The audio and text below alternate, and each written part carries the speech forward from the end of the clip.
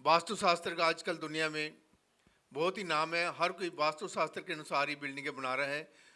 लुधियाना में हमारे साथ हैं आर्किटेक्ट नीता शर्मा, जो वास्तुशास्त्र के हिसाब से ही बिल्डिंगों का निर्माण करते हैं। वो हमें बताएंगे इसके बारे। अनीता शर्मा जी। जो वास्तुशास्त्र है वो कोई आज का विषय नहीं है। हमारे प्राचीन भारत में बहुत ही ज़्यादा प्राचीन और ये वैदिक विषय है।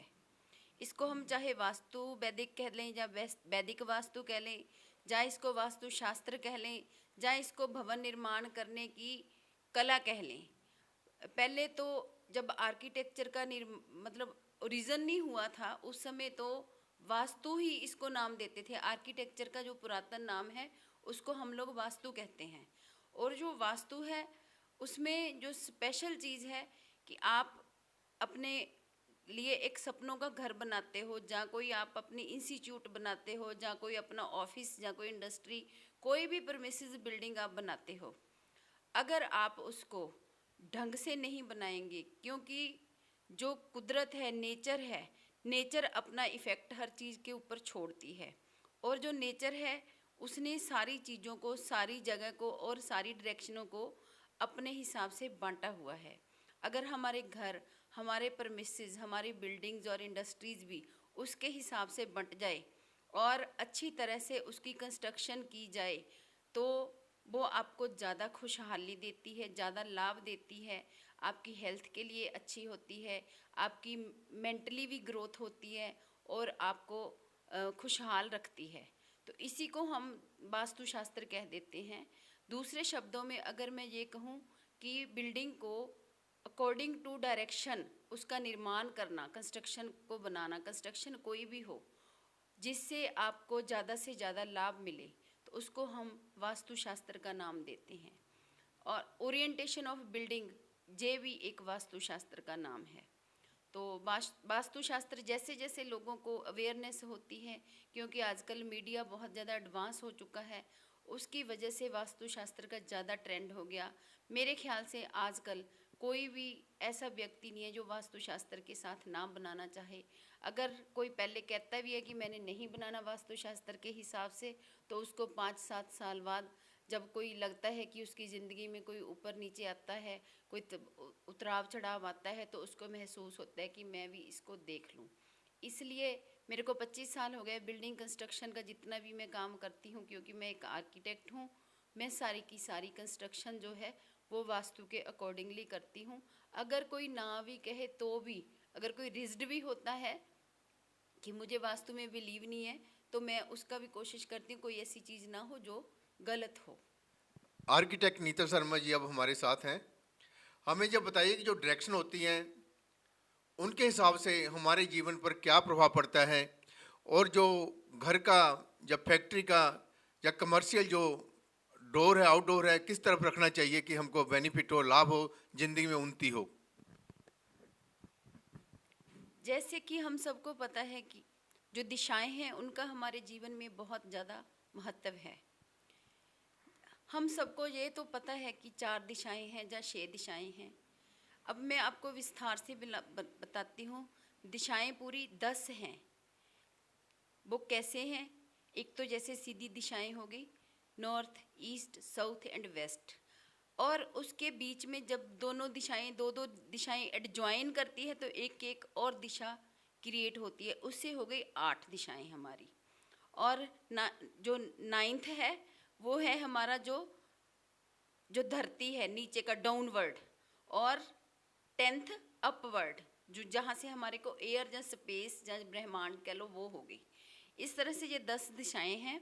अगर हम 10 दिशाओं को बिल्डिंग निर्माण में ढंग से हम उसको उनकी पूरी की पूरी प्लानिंग करते हैं और उनको पूरी प्रॉपर उनकी जगह देते हैं, तो हमारे लिए ये जो भवन जो भी बनता है, चाहे वो कमर्शियल हो चाहे रेजिडेंशियल हो, वो बहुत ही प्रॉस्पर्स और बहुत ही खुशहाल बनता है।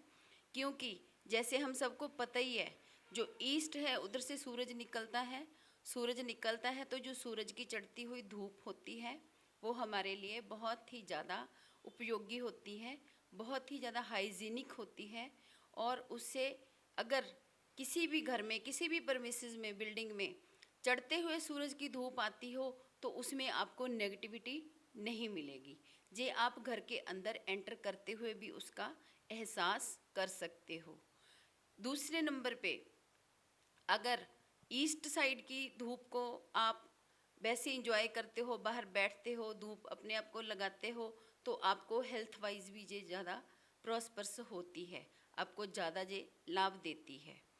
दूसरे नंबर पे आ गया, अगर हम ये सोचें कि नॉर्थ साइड में तो धूप आती नहीं है, पर जो हवा की डायरेक्शन है वो नॉर्थ होती है, हवा ने नॉर्थ से ही आना होता है।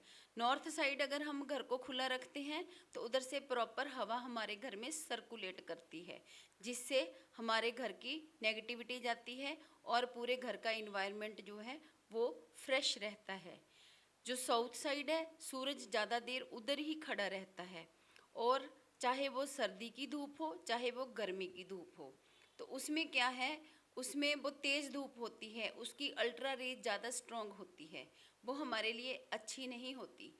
इसलिए हम वास्तु के हिसाब से कहते हैं कि साउथ को बंद रखना चाहिए, खुला नहीं रखना चाहिए, ताकि ना इधर से हवा आए, हवा तो आती भी नहीं, धूप नहीं आनी चाहिए हमारे लिए। ये हमारी स्किन के लिए, हमारी बॉडी के लिए अच्छी नहीं होती। अगर हमारे कमरों के अंदर भी ये आती है थोड़ी देर के लिए तो ठीक होता है। जैसे गर्मियों में इतना ज़्यादा तप जाता है, तपश हो जाती है कि वहाँ हम बैठ नहीं सकते। इसलिए साउथ की तरफ ओपन जगह को हम हमेशा ही अवॉइड करते हैं, उसको ऊंचा करते हैं, ताकि ज़्यादा से ज़्यादा धूप को उधर से रोका जा सके। इसी तरह वेस्ट साइड को भी, वेस्ट साइड साउथ से जाके वेस्ट की तरफ सूरज जाता है, तो उस धूप को भी specially for the summer season, तो उसके लिए भी हमें रोकना पड़ता है। बिल्डिंग की हाइट अगर इस हिसाब से रखी जाए कि जिधर नॉर्थ है उधर से छोटा रखा जाए, उसको ईस्ट की तरफ से भी उसकी हाइट कम रखी जाए, साउथ और वेस्ट की तरफ से ज़्यादा रखी जाए, तो प्रॉपर हमारे घर में एयर सर्कुलेट करती है और धूप आती है, जो कि जितने भी इनहेबिटेंट होते हैं, बिल्डिंग में रहने वाले, घर में रहने वाले, उनकी हेल्थ के लिए ये बहुत ज़्यादा ज़रूरी होती है। और ज़रूरी भी होती है, ये खुशहाली देती है, आपको हेल्थ वाइज अच्छा रखती है, पूरे प्रीमिसेस को, पूरी बिल्डिंग को ये नेगेटिविटी से फ्री रखती है। और ये मैंने आपको बहुत ही कम और शॉर्टली ये बता रही हूँ। अगर हम एक एक डायरेक्शन को डिस्कस करना शुरू करें, कहाँ आपका एंट्रेंस आता है, क्योंकि एंट्रेंस हम सारी दिशाओं के हिसाब से जितने भी प्रीमिसेस हैं एक तरफ नहीं रख सकते। ईस्ट का हमारे को ईस्ट के हिसाब से रखना पड़ेगा, वेस्ट का वेस्ट के हिसाब से रखना पड़ेगा, साउथ का साउथ के हिसाब से रखना पड़ेगा। और अगर कई बार क्या होता है, सारी डायरेक्शनें जो सीधी नहीं आती, कुछ डिग्री पे कटती होती है, तो उस बिल्डिंग की जहाँ उस प्लॉट की डायरेक्शन है वो ना तो ईस्ट होती है ना वो साउथ होती है, वो साउथ ईस्ट में आती है, तो उसका उसके हिसाब से रखना पड़ेगा। जे आपस में एक अपने आप में एक बहुत बड़ा विषय है, एक एक डायरेक्शन को डिस्कस करना, जे मैं आपको आगे अलग अलग डायरेक्शन के बारे में बताऊंगी। ईस्ट में हो तो आपको क्या करना चाहिए, कहाँ कहाँ पे किस चीज़ की लोकेशन रखनी चाहिए, जे हम आगे डिस्कस करेंगे। धन्यवाद। ये थे हमारे साथ नीता शर्मा जी, जिन्होंने हमें वास्तु शास्त्र के हिसाब से बताया।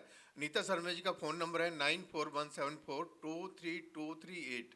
आप इनसे कांटेक्ट कर सकते हैं और इस नंबर पे आप बात कर सकते हैं। अगर अधिक जानकारी लेना चाहें तो आपको मैं एक बार फिर रिपीट कर रहा हूँ, इनका नंबर 9417423238। आप इनसे कांटेक्ट करके अधिक जानकारी ले सकते हैं। श्रीपाल शर्मा के साथ कैमरामैन विकास।